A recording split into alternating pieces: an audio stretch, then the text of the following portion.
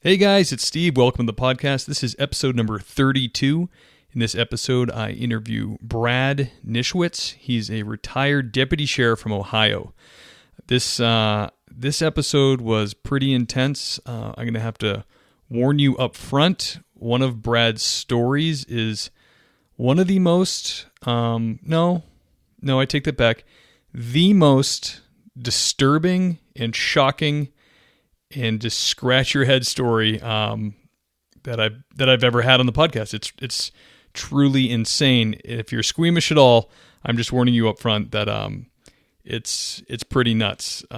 So buckle your seatbelt, folks. This one gets really hairy. And Brad just has some great stories, and one of them's a real humdinger. So without further ado, here's Brad Nischwitz. This is Things Police See, First-Hand Accounts, with your host, Steve Gold.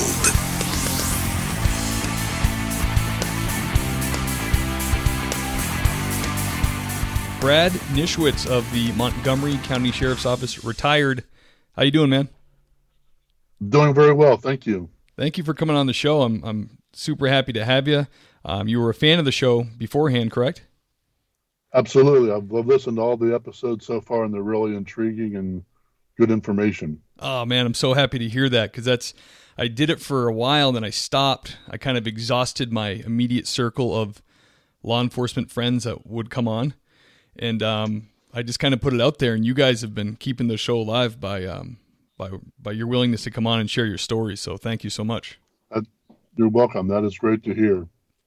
So can you tell us a little bit about Montgomery County, how many officers, what kind of area you policed?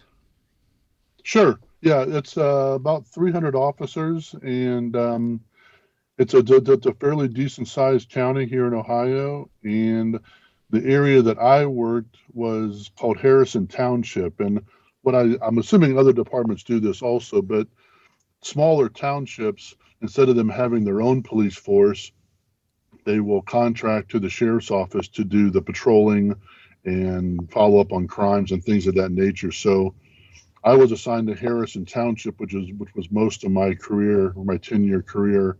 And it was a very, very active place to work. A lot of people say, as far as the county goes, if you spend a couple years in Harrison Township, it's like 5 or 6 years somewhere else. We were very active. You have everything from rapes to homicides, stabbings, shootings, kidnappings, robberies, everything.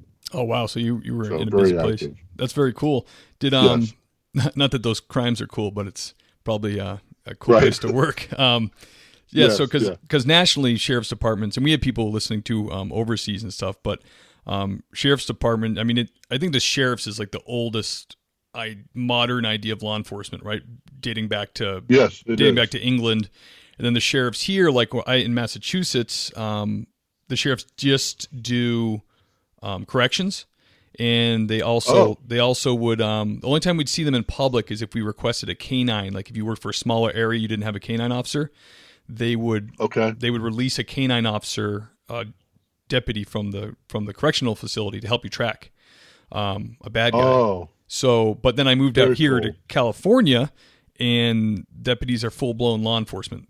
They do everything. They, like you said, and they pick up unincorporated areas. And if a town thinks they can save more money, they can shut down their police department and they can contract the sheriffs, and the sheriffs will set up a station in town. So that sounds like more your type of department. Correct. Yes. Yeah. We just have a very small portion that actually is dedicated to one area. Everything else is townships that we are contracted to work in. And as a quick side note, the neat thing is, as you said, the sheriffs is one of the oldest ones around, but before we had sheriffs, especially here in Harrison Township, they had constables. So you're talking 40s and 50s. And the neat thing is, my grandfather was a constable in Harrison Township before I started working there, obviously. So that's pretty neat to follow in Grandpa's footsteps. Absolutely, a legacy. That's really cool. Yeah, in the older parts of the country, the constable thing is really fascinating. Like a lot of the old mass laws they kind of added in later peace officers and police, but it was always referring to the village constable, you know? Yes, exactly. I even went on a call, a well-being check for an old man. He was like in his late 90s, and he was okay, but they hadn't heard from him. His mail was piling up, so they figured, he died. Sure. He was there. He just didn't feel like getting his mail, and I ended up chatting with him for like half an hour, and he told me about his dad getting angry. He said the only problem we've ever had with police was my dad's chickens were being killed by a neighbor's dog, and the local constable came in to investigate. And this is 100 years ago, or by now, this guy's dad, and he's in his late 90s. He said the local constable came over, but then the constable kept, he was a part-time guy, used his own car and everything, but he was in charge of the whole area, but he liked the guy's wife, so he kept coming over for this dog investigation. And he said, he's investigating killed chickens for 6 months, and my dad finally told him, "Hey, you're not welcome here anymore." Stay away. Yeah, I thought that was funny. All right, Brad. That's funny. Let's get into it. Can you tell us about your first the first hot call you went on, the first time your adrenaline got pumping? Okay. This is going to be probably two of them, because I had two crazy hot calls within about my first 6 months. Great. The first one was I worked the midnight shift, so I worked from 11p to 7a, and I was just hitting the air, and one of the third watch guys had a suspicious vehicle that he rolled up on, and so they sent me to go back him up, and I was probably at least five to 10 minutes away was where my headquarters was. So I started heading that way. And just as I'm turning down the street that he's on, and he's probably about a block and a half from me, I cannot see his lights yet. As soon as I turn down that street, he comes over the radio yelling, shots fired, I'm being shot at. And I obviously punch it to get to him. And just as soon as he said shots fired, he says, "I'm chasing two." And he was giving a description of where one of them was going. And so I could tell which one he was chasing. And so the other one was going to be the one I'm going to try to get. So I started going in the direction that he said that this guy was running. And I see this guy running full steam down this side street, and then crosses 5 lanes of traffic. And so I punch it. I go across all 5 lanes of traffic. I stop in the street, and this guy's running next to a church. So I take off running next to the church, and I get to the rear of the building, and behind the church was the church's parking lot. It was not very well lit. I kind of peek around the corner. I see this guy running through the parking lot and going out the rear of the parking lot. So I take off running again. I go to the back of the parking lot. I go through a small little clump of trees, and now I'm in the back of a cul-de-sac. And I hear a screen door slam. And I'm all by myself. And the interesting thing is, while this just happened, this was just a minute of time, if that. As I said, Harrison Township is just like a little cutout. And so now I'm no longer in Harrison Township. I'm in the city of Dayton, and I have no clue where I'm at, which is very, very unsettling, especially for a new deputy. Absolutely. With dispatch saying, "What's your location?" And I say, "I'm behind a church on Gettysburg Avenue in a cul-de-sac." That's all I got, because obviously the back of a cul-de-sac doesn't have a street sign. Right. And I don't know if the door slamming was a coincidence or it was this guy just ran into a house. So I was able to articulate as best that I could of where I was at. City of Dayton crews came to back me up. We checked the area, nobody on foot. Obviously, I don't know what screen door slammed shut. We did a little bit of investigating, couldn't find the guy. So I go back to the scene to see how my buddy is. He did not catch his guy either. And what basically happened was the deputy was just patrolling. He saw this car parked oddly in the street. So he got out, called it in. And as he was walking up, he saw a guy sitting in the back seat. So he made contact, told the guy to get out of the car, and as soon as he did that, the guy jumped onto the floorboard of the car, and then shots were being fired by the deputy from behind him. In between two houses, these guys were standing shooting at my buddy. He hits the ground, rolling around, trying not to get hit. And then when the shots stopped, he jumped up and made the call. He had a hole in his car from the shot, so they were fairly close. And we never were able to. And then, I'm sorry, as we were chasing these guys, the guy that was in the back seat jumped in the front seat and drove away. So weird. We have a scene with no car or anything anymore because of the chaos. Because he had the plate, they were able to make contact eventually with somebody. The detectives did. I don't know much of this story, but they know, as often in law enforcement, you know who did it. You just can't prove it. Yeah, so that's nothing ever happened, and we find out later, about a year later, one of the guys got shot. So he must have continued his ways. And an interesting side note is, which is an incredible coincidence, because Harrison Township is a fairly big place, but we have lost a deputy got killed with our department back in '75, and it was on that street on a suspicious vehicle call. Wow, which is really strange, but it is what it is. So is this a bad part of the township that backs up to? Yeah, Dayton's a big city, so yeah. Okay. Yes, sir. Yeah, yes, sir. And it's a pretty rough. It's all streets. There's not many apartments. There's no apartments. It's all just rundown streets and houses when people are just scraping pennies together to make ends meet and stuff. But just it was a high stressor, obviously.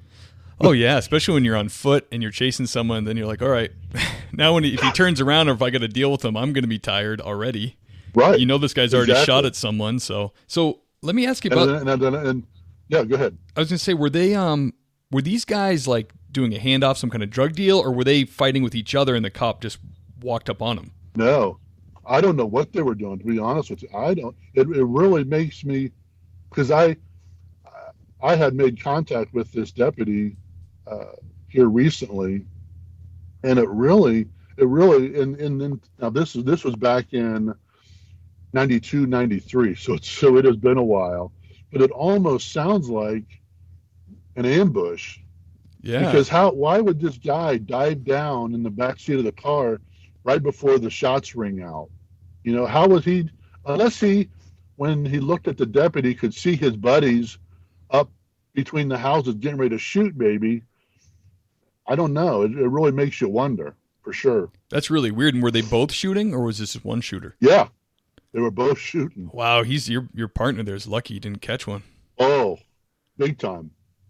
Big time. And in fact, before, and I don't know which guy it was, because there was two guys there, obviously. And months later, the deputy ran into one of them in the jail and made a comment to the guy, hey, if you want to try to take me out, why don't you do it face to face instead of shooting me in the back? And the guy just started laughing at him. So, oh, man, seedy part of the world, sad to say. Yeah, sounds like it. You said you had another experience. Another one, yeah. The other one was it was in the same time frame as the last one. It was very early. It was probably around 11:30 at night, and I was going to a call. And just like a lot of jurisdictions, you have little parts of the city that will stick into the township that you cross through nightly. How did they handle? And that's where I was. I'm sorry to interrupt you, but how do they handle jurisdiction? Do you guys cross over freely? You don't have to ask for like mutual aid or anything? No. We're really good. We get along really good with each other. And if we have a problem, and if we see something in their jurisdiction or vice versa, we'll just call the other to come help handle it and do the paperwork. But obviously, as you know, if we had to, we could handle it, since we are Montgomery County and the city of Dayton's in Montgomery County. we can handle anything we want to, but as common courtesy, we usually call them. Oh, that makes sense. County sheriffs. Okay. I'm a little bit slow on the uptake, Brad. Yeah, no worries. No, I get it. Yeah. So I was going to this call, and I was going through a part of the city of Dayton, and it's dark out. Obviously, I come to this stop sign, and this particular street is lined with 2-story apartment buildings. I don't know much about them because they're all city of Dayton. I've never obviously dispatched there or anything, but I go through them a lot, and they're not the nicest in the world, but they're not terrible either. And on the sidewalk, I see this female on the ground. Standing over her is a guy with a fistful of her hair in his fist, and then his other hand was punching her in the face. Ooh. So she's on the ground. He has a hold of her head, and he's just winging, just punching her right in the face. Oof. And I'm going, and I just look over and see it. And so I call dispatch. I know where I'm at. So I call in the address and stuff, and the guy sees me. So he starts dragging her by her hair back to the apartment building. Oof, so brutal. I get all, I know, I start going after him, and they're on the second floor, their apartment is, or his apartment is. So he drags her up the stairs by her hair, and I'm running up right behind him. I'm yelling the whole time, giving him commands. He's not listening to it. He goes into the apartment, dragging her, tries to close the door on me. I follow him right in. He drops her on the floor and starts yelling at me to get out of my apartment, blah, blah, blah, the usual. As I go in the apartment, I look at the apartment number. I tell dispatch where I'm at. And this guy is not listening at all. I'm giving him all kinds of commands. Get on the ground, show me your hand, the usual. And he is just saying, get out of my apartment, get out. And this goes on, and it's probably just for seconds, but it felt like minutes. And I get back on the radio. I said, what's the ETA on my backup? And it was like 5 minutes out. Oh, that's like, forever. this is not going to go well.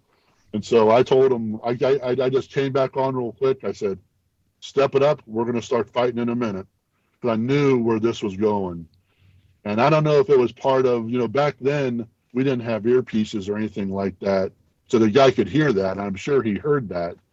And so he was not happy I was in his apartment. He was very upset, going crazy. And so he just lowers his head and tries to run through me. Now, I am about 6'4", about 250. So I was going to say, you sound like you got some. It takes a lot. You sound like a big dude. I got some size on me. Right. Yes. And this guy just lowers his head and tries to run through me to get out of the apartment. And he hits me. I grab a hold of whatever I can get a hold of, and the fight's on. And we are just scrapping. We are falling over couches. We're falling over tables. And I'm just fighting as hard as I can to keep this guy here. The lady's laying there screaming, going crazy. Luckily, she didn't join in and help him like has happened in other occasions. Right. We are fighting. Finally, my backup shows up. They get in there. We get the guy cuffs. City of Dayton shows up, and they're going to take it because obviously it's in their jurisdiction. They're going to take it as a domestic and stuff. And then I was going to do a witness statement for what I saw and then get assault on a police officer also. And as most of the time or not, yeah, that's a lot of times these things plead out in court. So I have no idea where this is going because it's all City of Dayton court. I'm expecting to get a subpoena, but I don't. And then I just go on to my call. I'm done. Now, little away game, right? Exactly. So now you want to fast forward about a month, and my wife is 8 months pregnant with our first child, and I'm working, and I'm luckily I work in the township, or I live in the township that I work in. So I'm at work. It's about 3:00 in the morning, and my home phone rings 3:00 in the morning. Obviously, back then we had answering machines. My wife knows better to pick the phone up at 3:00 in the morning. And there's a guy comes over the phone at 3:00, says that he's going to kill me and my family. and some other things. So my wife freaks out. She calls dispatch. Dispatch thinks that she's going in labor because I gave him a heads up that it could be any time. And then she tells them what had happened. And within minutes, there are 6 cruisers at my house. And we start figuring out what's going on. We do an investigation for phone harassment and stuff. Detectives get a hold of it. And the detectives tell me that it was a guy from the domestic. And what the problem is, not the problem, but the reality is, I was such a new deputy, I had not unlisted my phone number yet. Wow. Okay. And so my phone number and address was in the phone book. And this guy just went to the phone book, looked me up, knew where I lived, and called my home phone at 3:00 in the morning. So that's scary. It was a big wake up call. The detectives made contact with the guy, and obviously, it's very hard to prove that stuff, especially back then. And so we couldn't prove 100%, but we know it was him. And so the detective said they had a discussion with this guy, and I guess he was drunk that night, and to not worry about it. And so that was it. And I never had to go to a court for the assault on a police officer and the domestic, so I must have pled that out.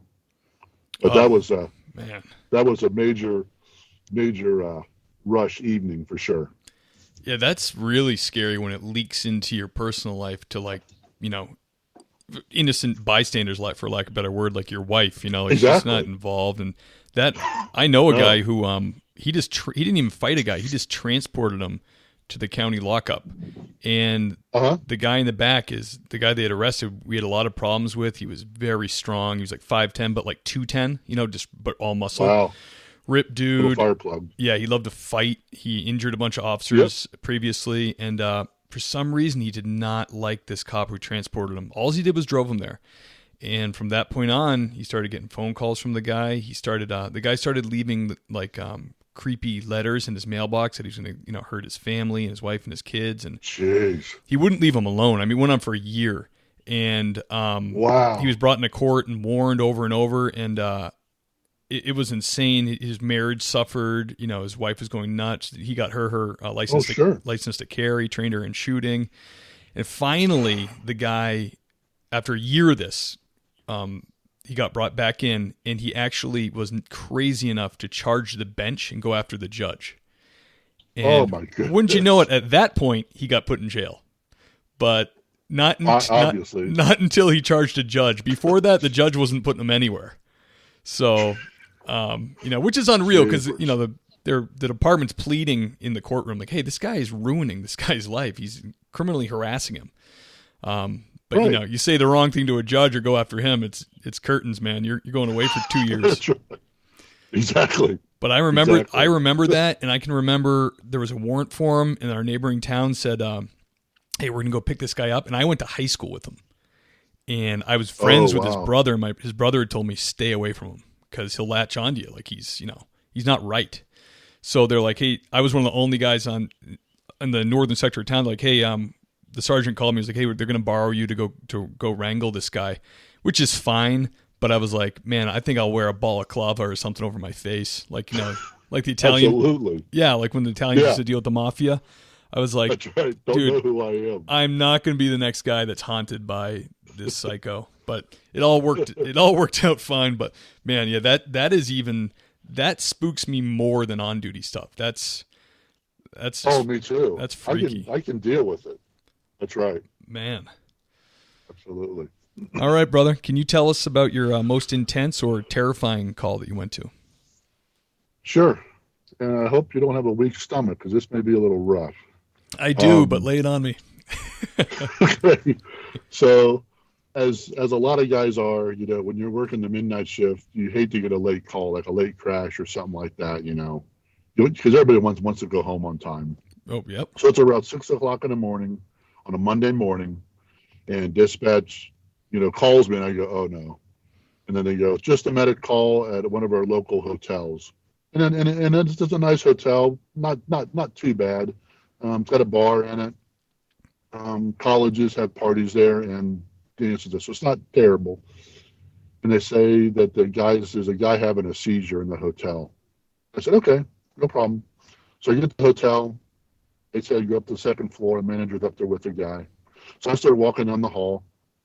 I see the manager standing in the hallway, and this guy is laying on the floor, half in the room and half in the hallway. He's not wearing a shirt, and he has no pants on. He has bed sheets like around his midsection, and he has dry blood all over the place. And the first thing I think is, I'm not going home on time. This is not a seizure. Exactly. Somebody beat this guy up. Something happened last night. So I walk up, and the guy's laying there. He's awake and talking, no problem. And medics are already on the way. And he's got, like I said, dry blood on his legs and his hands and his chest and his neck. And I asked the guy on the ground, I said, hey, what's going on this morning? And he looks up at me and he goes, I cut my dick off. Whoa. And this guy's like in his mid-20s. He's like 25-ish. And I said, what? And he said, I cut my dick off. I go, okay. I said, have you cut yourself anywhere else? Because there's blood all over the place. And he said, well, I stuck myself in both sides of my neck and both of my groins. I said, okay. Are you trying to kill yourself? He goes, no. I said, okay. I said, well, the medics are coming. But I said, so you cut your dick off? He said, yeah. I said, well, where is it? He goes, it's in the room. Oh, man. And I go, okay. And so it's really strange because, like I said, the guy's laying right, like his midsection is right at the doorway. And he's laying on his back. And right by his right hand is a framing hammer. And I go, is he trying to get me to step over him? He's going to hit me with his hammer. Yeah. And so I kind of leaned in with my foot and kicked the hammer out of his hand's reach. I step into the room over him. The room's dark. I start looking around, and in front of the TV is a decent puddle of congealed blood. I'm looking around the bed and stuff. There's blood there also. And I come back to him, and I said, I can't find it. I said, where is it? He said, it's in the bathroom, behind the toilet. I said, okay. So I go in the bathroom, and it looked like somebody slaughtered a cow in the bathroom. There was blood all over the place. Oh, I can imagine. And I go in there, and I look behind the toilet, and there is his penis and testicles together in a package. What? Still connected together, laying there on the floor. Oh, and I couldn't believe it. Goodness. I could not believe it. So I come back, and then on top of the counter in the bathroom is a Leatherman tool. And if you're familiar with the Leatherman tool, they have it unfolds obviously. Oh, and on man. one side of the on one of the folding parts of the Leatherman, he has the straight blade out, and on the other side of the Leatherman, he has the saw tool out. So it looks like big monster, scary snippers with a blade on one side and a saw blade on the other. You know what I mean? Yeah. So I go back to him, and he's laying there. Medics are not there yet. And I said, what are you on? I said, the medics have to know you're not going to be in trouble. I need to know what drugs you're on or what you drank, because they're going to know to help you. He said nothing. And he is talking just like we're talking. He has no pain at all. And I started badgering him. I said, what are you taking? What are you taking? I have to know. Yeah. It's for your own good. And I was getting agitated. And finally he said, okay. He said, I had a Mountain Dew last night at Taco Bell. I said, that's it. That's all you've had since last night. He said, yes, sir. And he was, yes, sir, no, sir. He's this kid was a clean-cut kid. And he, just for a side note, he was in town doing construction, and he lived down in Arkansas or Alabama, okay? So, while we're waiting for the medics still, and this is all happening really fast. It's not like our medics take that long. They're really good. He goes, can you get my good luck charm and my girlfriend's picture from under the bed? I said, okay. So I go to the bed, I pick it up, put up the corner, and sure enough, there's a lucky coin, allegedly lucky. I don't know if I'd call it lucky. Yeah. And a picture of his girlfriend. I bring it back to him. I give it to him. And he says, would you write a phone number down for me? I said, okay. So I write a phone number down, and he gives me a name. And I said, who is this? He said, it's my mom and dad. He said, can you call them and tell them I love them? I said, no, I'm not going to do that. And we've been very cordial. You know, This has been a very good interaction for the situation. And he said, well, why not? And I said, I'm sorry, but this did not work. And you're going to tell them you love them yourself. Because in my opinion and things that I have seen, if you do someone's last will and testament, they can let themselves die. But if they have unfinished business, they will hang on because there's unfinished business to be done if their body will let them hang on. Right. So he told me that. I said, I'm sorry, this did not work. You're going to see him. He said, and he didn't like that, but he was okay with it. So right around that time, the medics show up, and they kind of, they just rolled out of bed. They're looking in the room. They said, what do you got, Brad? I said, he cut his dick off. And they just freaked out. Not bad freak out, but they're expecting a seizure. And then it was funny where it sort of hit me then as a crazy medical emergency now.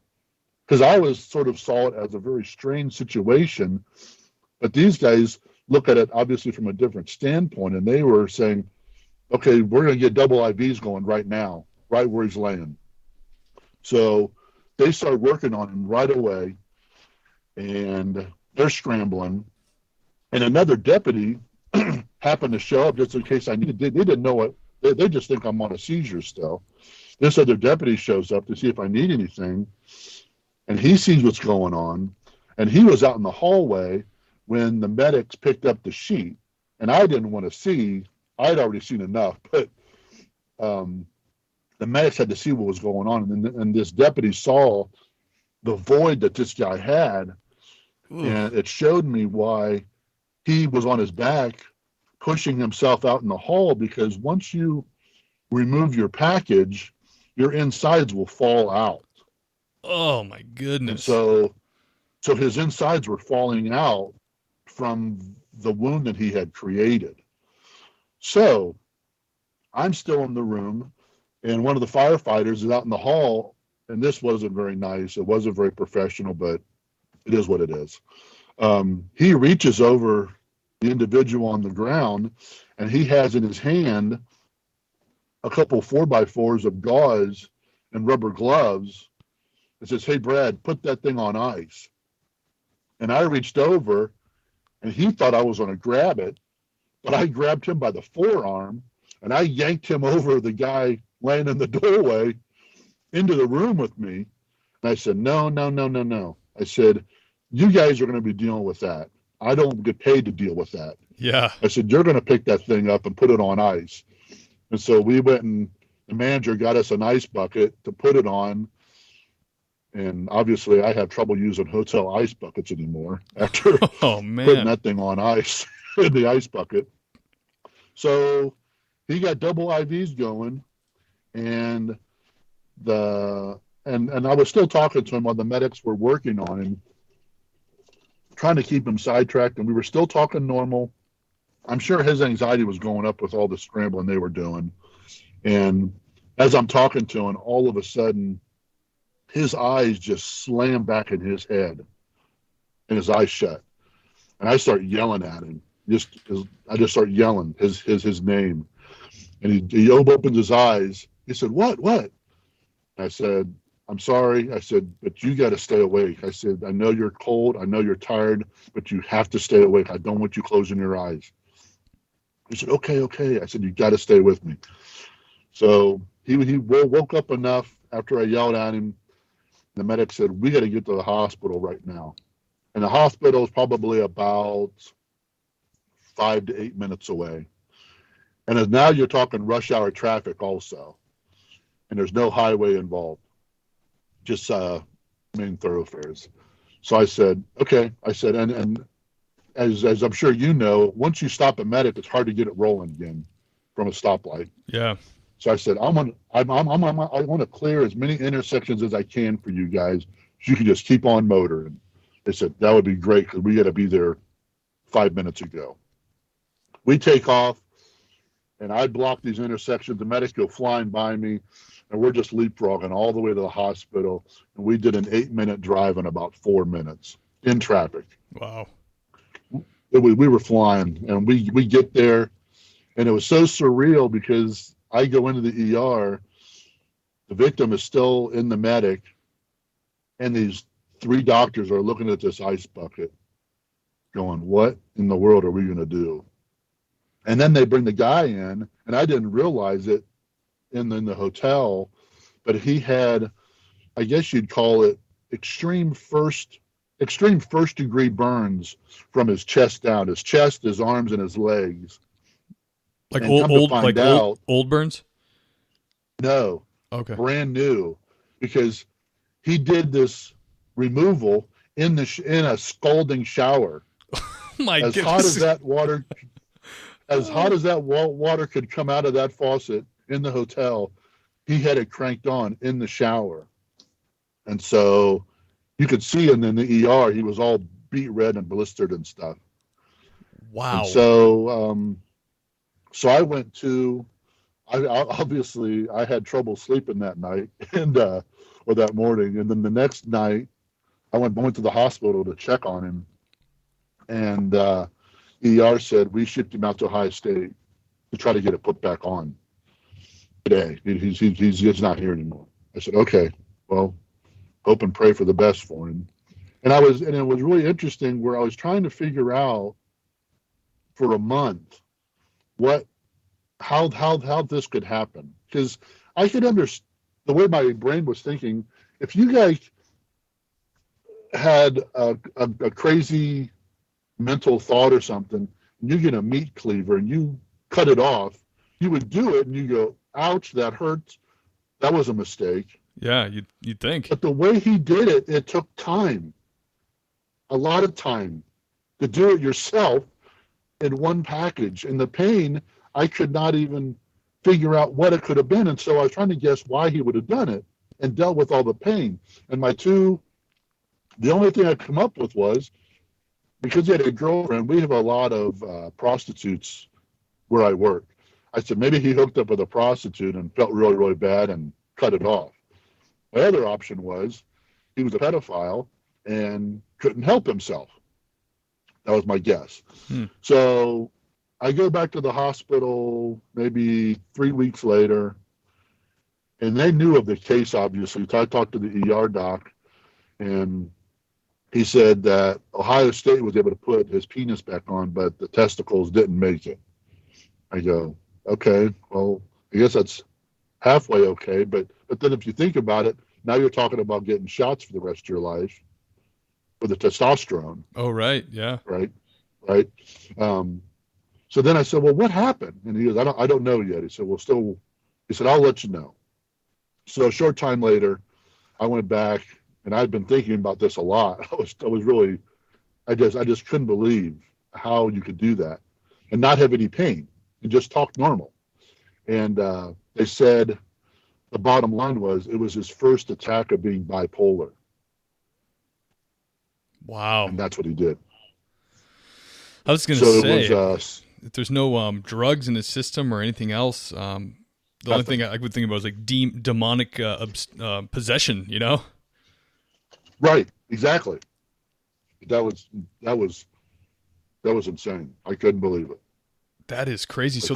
Did they test the blood and there was no signs of drugs, or did you ever find out? Nothing. No. He was stone cold sober. So this was his first psychotic episode linked to bipolar? Yeah. Yeah.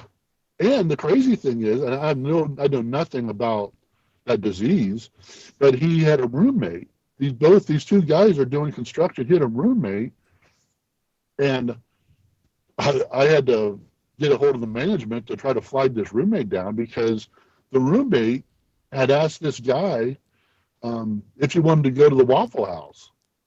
If you're hungry, he goes, no, I'm just going to sleep in a little longer. So his roommate goes to the Waffle House.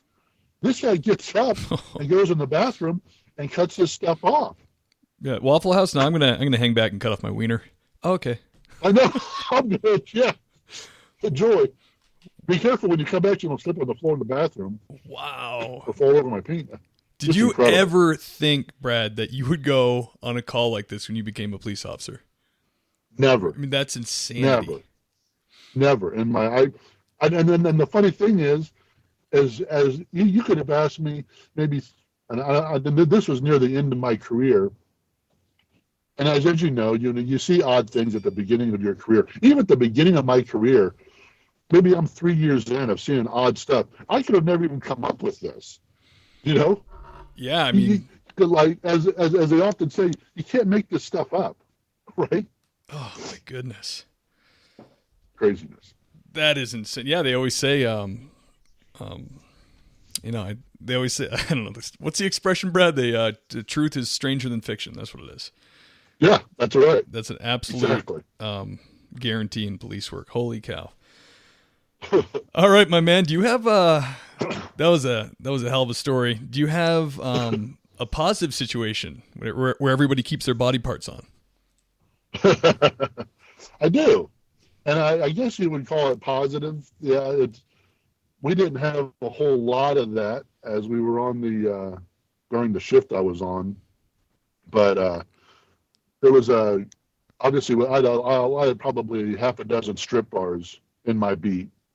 And you had half a dozen just in your area? Yeah. Holy cow. Within probably 4 miles. A 4-mile strip. That's a lot for like Las Vegas. Holy cow. Yes. But the interesting side note is that was back in, we're talking, I retired in 2004. There were still around 6 of them in that area. But we had, I don't know if you saw it in the news, but earlier this summer we had a terrible tornado that came through Harrison Township, and 90% of them are gone now. The strip clubs. Wow. They blew away or whatever. So anyway, usually I'll watch the bars to make sure there's no fights or anything, and I see a car in the parking lot and a guy sitting there. And I see the brake lights coming on a little bit. And I go, please don't drive. I know you've had too much. I know. Yeah. So I just go make contact with him before he even pulls out. He's sitting in the car. The car's not on or anything. And I said, what are we doing? He said, I'm waiting for my ride. I said, good thing, because you've had too much. He said, yes, sir, I have. I said, okay. I said, and it was kind of cold out. I said, you're welcome to sit in your car, but don't be driving away. He said, oh, no, sir. I'm waiting for my ride. I said, okay. So I leave.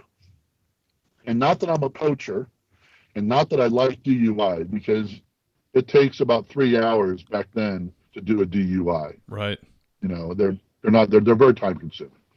So I just pull across the street and I just sit there. I'm not there 10 minutes. And I see the backup lights come on.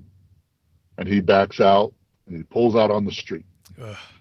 And I go, are you kidding me? So he starts driving on the street. And I said, well, I guess I'll just follow him for a minute and see how bad he is. Right. I didn't test him or anything, obviously.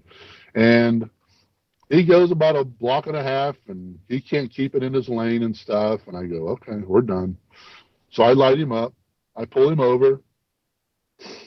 I walk up, and the first words out of my mouth was, I said, guess what's going to happen now? He says, I'm going to jail for DUI. I said, yes, you are. I said, get out. So we get out. I take him to jail for DUI, do all the paperwork, and then about a month later, when I'm coming to work at 11 o'clock, my captain is at work, which is not a good sign, generally speaking. And before roll call, he goes, "Brad, I need to talk to you." I go, "Oh, crap. What did I do?" So I go in the captain's office, and he said, "I know you've had several of these DUI arrests," but he said, "Did you have one that started from this particular bar about a month ago?" I said, "Yeah." I said, "Yeah, I did." I said, "The guy was sitting in the car, and I told him not to leave, and he left, and I got him for DUI." He said, "Well, he sent me a letter." I said, "Okay."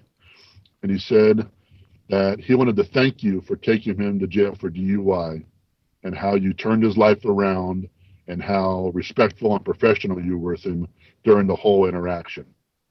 I go, "Wow." I said, "Well, that's a rare thing to get a thank you for somebody from taking them to jail for DUI." Yeah, that never happens. It is, but it never happens. He says, "Good job on you, and good job for giving the sheriff a decent appearance to some people that you're doing a good job and keep up the good work," type of a deal. But yeah, it was because we're working the midnight shift. It's hard. You don't get a lot of good stuff that happens. Yeah. Sad to say. No, yeah, that's a good one for sure. And I've heard similar stories like that where the guy, my sergeant arrested a guy, similar scenario. I think he was DUI and he had a federal warrant, and the guy wrote to him from jail for like a while. Wow. And my sergeant was really, yeah, great guy. He's actually, I interviewed him on the show. Sergeant Pierpont from Eastham. Oh yeah, he great guy, and he's just got a big heart. And he would in the booking room, if he saw an opportunity, he would help. He was what they call it, the big book, or AA. Oh yeah, he's big into that. And he's been sober for many years, and he would try to help whoever he could, because a lot of times the people are a disaster, as you know, and then in the morning they're shaking their head and apologizing. A lot of people, sure, because they have a problem. Absolutely. So he would, Right. he started talking to this guy in the booking room, and yeah, he showed me this handwritten letter from a federal jail. I was like, "What?" He's like, "Yeah, he's been writing That's to me." awesome. Yeah, so. On midnights you rarely get that kind of attaboy, but that's really cool. Right. I got one more story. It's a crazy call, and it was down in one of our government housing areas that I was assigned to. It's a large housing unit, has about 300 units in it, about 70 buildings. And it's your average low-income housing area. And we got dispatched to shots fired with an assault. And I started heading down there. And as soon as I park a few doors down from the unit, because I don't want to get stuck in my car with someone shooting a gun off, obviously. Right. And I get out. I start walking down the sidewalk. I hear this lady screaming bloody murder. And I can see her shadow, and I see a guy take off running. So I take off running down the sidewalk towards her and after this guy. And I'm running as hard as I can. And as I'm getting close to her, she's standing right next to the sidewalk. And the guy is running away from me, like behind her. And I'm running as hard as I can down the sidewalk. As I'm getting close to her, she has a huge knife in her hand, like a big butcher knife, just standing there right next to the sidewalk. And I was running so hard, I couldn't change directions or stop, and I just prayed that she wasn't going to stab me as I ran past her, right? Because I don't know what's going on, But thank God I ran right past her. She didn't stab me or anything, and I'm on the tail of this guy. The guy rounds the corner behind one of the buildings, and there's average lighting here, nothing super bright or anything. I go around the corner, and he's vanished, just like a Houdini, just completely gone. And what happens in at least our government housing area, if the police are chasing you, you can go up to about any back door or front door and start knocking on the door saying, "Popo, Popo, Popo," and they'll open the door and let you in to hide you. which Oh, makes it okay. very challenging when you're chasing somebody. Yeah. So I go back to the female, and I said, what's going on? She's had blood running down her face. I called for a medic. She said, my boyfriend just snapped. I don't know what his problem is. I said, what happened? He got mad at me. He threw me down on the couch and pulled his gun out and put his gun right next to my head and fired a round off into the back of the couch. And after the gun went off, he hit me in the face with the gun, cutting her head open. I go, okay, medic's coming for you. And she was pretty upset about it, obviously. I look on the ground, and there's a grocery bag full of marijuana packaged for sale. Bunch of little baggies. And I said, whose is this? That's his. That's his dope.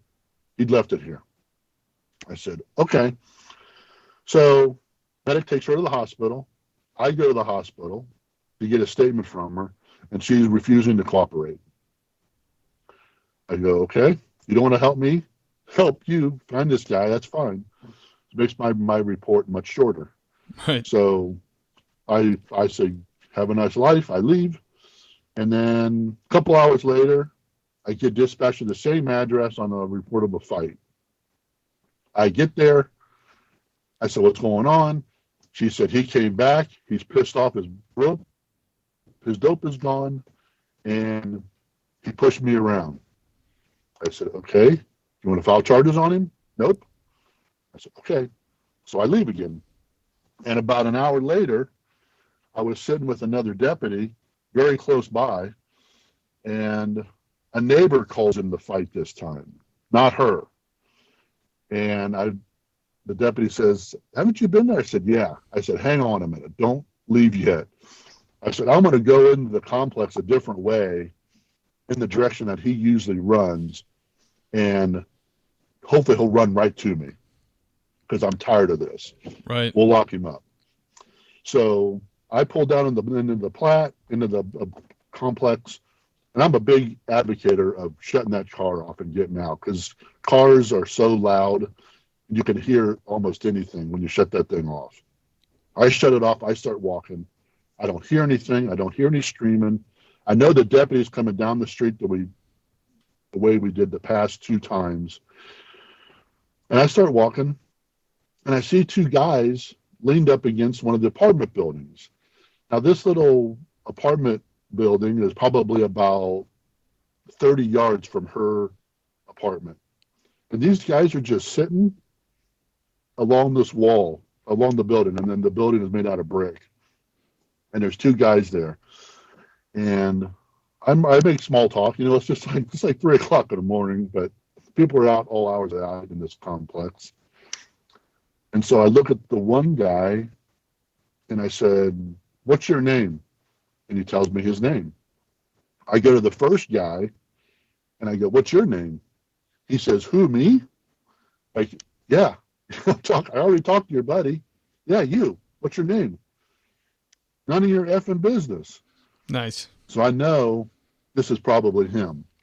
So I pull my gun out because he's sitting there Indian style with his legs crossed, but both of his hands, I cannot see past his wrists. They are buried in his groin, like in between his legs. And I start yelling at him. I said, let me see your hands. Let me see your hands. And he starts yelling back at me, F you, I'm not doing nothing. I'm just sitting here chilling. And I get on my radio. I said, I got him over here. And as it happens, I'm in a dead spot and no one hears me. My transmission doesn't go out. And so I'm yelling and yelling and yelling and yelling at this guy really, really loud.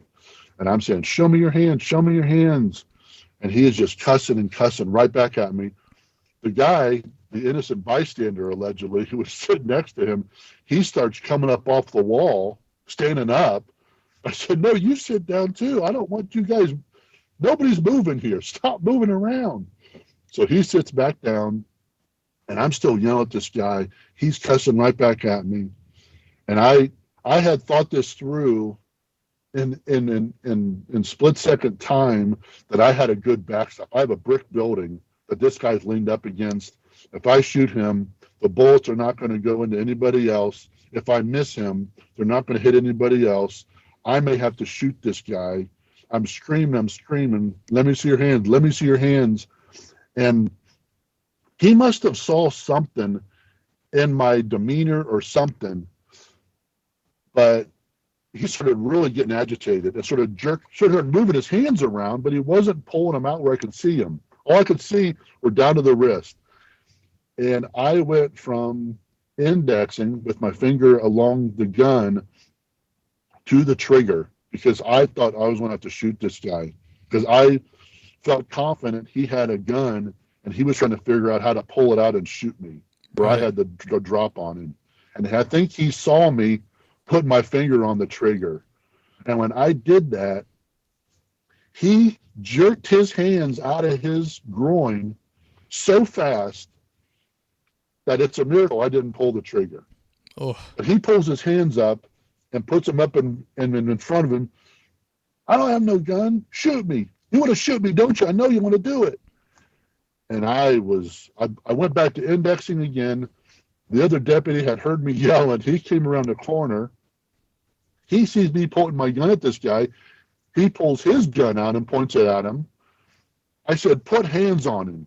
Grab a hold of him. God, he could be sitting on it for all I know. Right. So the other deputy put his gun away, grabbed a hold of the guy, and as soon as he put hands on him, the fight was on. Then I put my gun away. We fight him to try to fight him to get him in handcuffs. While we're doing that, I'm trying to watch the other guy to see what he's going to do because I don't know who this other guy is. Right. And we get the guy cuffed up that we want to. He is going off crazy, cussing and carrying on. We have no right doing what we're doing. I'm just sitting out here, blah, blah, blah. Once we get him cuffed, we go, we put him in the cruiser. We go talk to her. She goes, yeah, that's him. I don't want to press charges. Oh, I said, man. well, you're doing something because I'm taking him to jail. Broken record. He's going to jail tonight. We've been out here 3 times. And all of these apartments had a front door and a back door. All of them. And outside her back door was one of those cheap charcoal grills. I lift up the lid of the grill, and there's the gun laying right there. So he ditched it when he ran out, put it in the grill, and then was just sitting there chilling, acting like I don't know what's going on.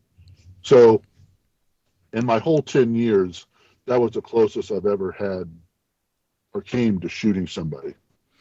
And it was an adrenaline crazy dump to the point of, which is great to have fellow deputies that are to back you and help you in any way, because my adrenaline was dumping, my anxiety was dumping. This guy was going off, and nobody likes to go to the jail. But my buddy that I work with says, I'm transporting this guy for you. You've had him enough tonight. You do the paperwork, and I'll drive him downtown for you, which is great to have. But that was craziness. Yeah, and I know absolutely. other people have crazy stuff where they have to shoot people and stuff, but this is as close as it ever came to me. And it wasn't very fun for sure. Oh, that's high stress. Thank goodness your buddy stepped up. You didn't have to listen to that guy chirping in your ear all the way to jail. Oh, absolutely. Get you even absolutely crazy, trying to spit on you and whatever else. Yeah, that's an intense one, man. Finger on the trigger, yes, sir. ready to. I mean, you probably ready to go. You probably could have justified shooting him, maybe. You know, I know. If he's not following orders. That's a crazy thing. Yeah, because for days afterwards, I was processing if I would have pulled the trigger, could I have articulated to being justified to shoot him, and I think I could have, with everything that happened earlier, and everything that happened then where he wouldn't show me his hands and everything, and it would have been terrible to have shot him and him not have a gun with him. Yeah, I just can't imagine that. Thank God it didn't happen. Yeah, and then you have that witness who I'm sure wasn't going to be on your side regardless. Oh, He just walked up and he not. shot him right away. You know, that would be the story. We were just sitting here chilling. Yeah. He just walked up and smoked him. We were playing patty cake and this guy came up. Well, it sounds like despite the adrenaline dump, you played it perfectly. Thank goodness. Yes, thank God. Thank you. All right, brother. Do you have any advice for new officers who are thinking about getting in or just new on the job?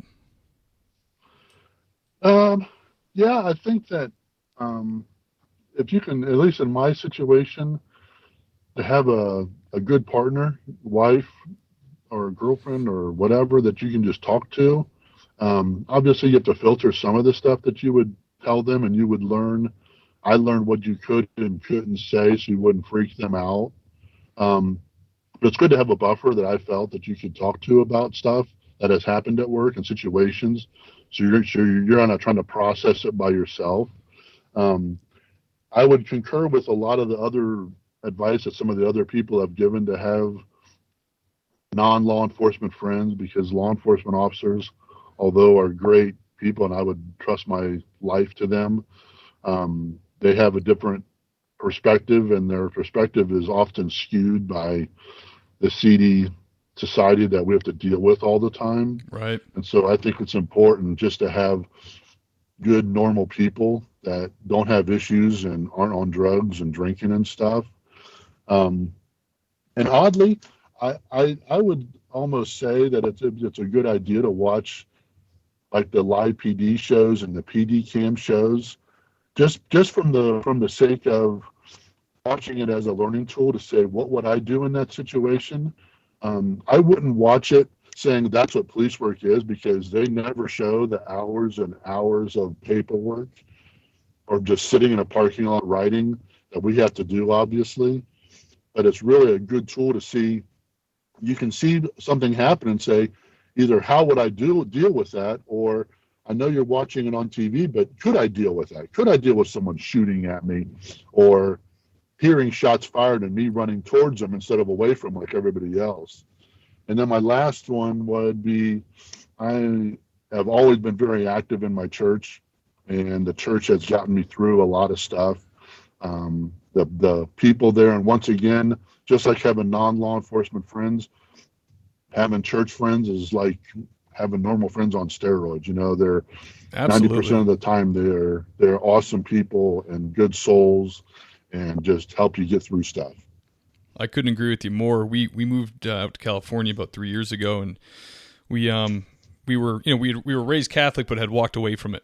And we came out here, and about a year and a half ago, we were born again into a small local Baptist church, Southern Baptist church. Awesome. And I'd always heard, when you move somewhere new, if you have Christ in your life and you go to church, the best way to get plugged in is find a good church. Never thought much about it, but man, it couldn't be more true. We've met the nicest people, the kindest people who will help you right away. Just out of the goodness of their heart, expecting nothing in return. So I'm glad you said that, because that's made a huge difference in my wife and I's normal life. And geez, when I look back on the 10 years I did on the road, I could have benefited so much from that if I had it then. Absolutely, that is awesome to hear. That is good stuff. Brad, you've had some great stories, man. And I really appreciate you coming on. Thank you very much. I'm glad you enjoyed them. Awesome. Well, thank you, sir, and we'll be in touch. All right. Have a great evening. You too. Hey, guys, thanks for checking out the episode. I hope you enjoyed it. I sure did. Those were some totally insane stories, especially the one at the hotel when the guy did the thing to his ween. Very upsetting and insane. So, yeah, you just cannot make this stuff up, and you can't imagine what your local police are seeing day to day. So I really thank Brad for sharing all that with us. Is really, really great. If you want to reach me, it's steve@thingspolicec.com. And if you want to support the show right now, the best thing you can do, because the show is growing, actually at a pretty good clip. It's pretty awesome. If you could rate and review on iTunes, I know I always say that, but it's just true. It really helps the show. I got notified that the show has been starting to rank on whatever podcast databases or on iTunes, it's when it starts to rank, it means it's under two. It's like within the top 200 is what I'm trying to say. So, and I'm told the more ratings and reviews you can get on the show, the better it helps the standing. So that would be awesome if you could just take the time to do that. I'd really appreciate it. But yeah, I will see you guys next time.